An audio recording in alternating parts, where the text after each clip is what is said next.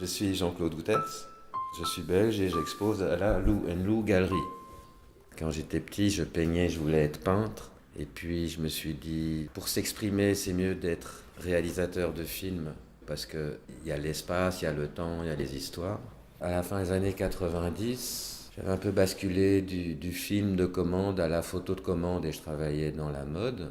J'avais ma spécialité, c'était d'exprimer la femme et la beauté d'une façon simple et honnête, avec le moins d'artifice possible. J'aimais bien faire des séries de mode dans la forêt, dans la nature. Et puis je refotographiais les visages des mannequins.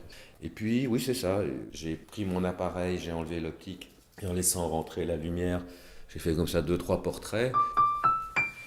J'étais au labo, c'était Dupont, et je vois ça, et j'avais les sanglots dans la gorge. J'étais très touché. Et moi, je travaillais depuis des mois là-dessus, mais en petit, sur les planches contact, je ne me rendais pas compte, parce qu'on ne travaillait pas avec des ordinateurs. Et ça correspondait un peu à ce désir que j'avais de révéler la lumière des gens. Ce n'est que très longtemps après que je suis tombé sur cette notion de retrouver le visage qu'on avait même avant que nos parents ne nous conçoivent. Comment ça se passe? En réalité, je fais s'asseoir la personne devant une fenêtre. Je lui fais fermer les yeux, je la fais respirer, je la fais se détendre. Enfin, j'essaye de la mettre en situation où elle est le plus centrée. Pas concentrée, centrée, très présente. Et donc là, je fais juste quelques photos qui, normalement, je fais en hecta. Donc l'hecta, c'est une diapositive. Cet hecta, normalement, je le projette et je vais le refotographier avec un Polaroid noir et blanc. Et donc je me retrouve avec une image qui est un peu grise. Donc je refotographie cette image qui a déjà été refotographiée, qui devient ma matrice. Et entre l'appareil photo et, disons, ce Polaroid, je mets une lentille où je fais se refléter le ciel.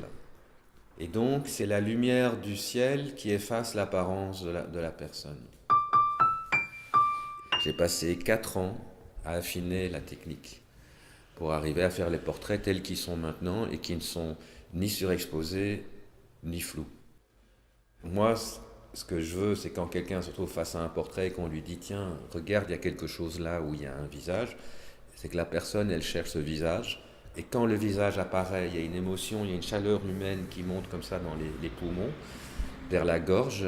C'est ça que je recherche. Et après, ils disent, mais comment est-ce que c'est fait? Ils se rapprochent. J'ai pas de problème à dire, c'est de la photo, c'est de la photo. Alors, il y en a parfois, ils pensent que c'est du dessin. Bien sûr, je dis que c'est de la photo.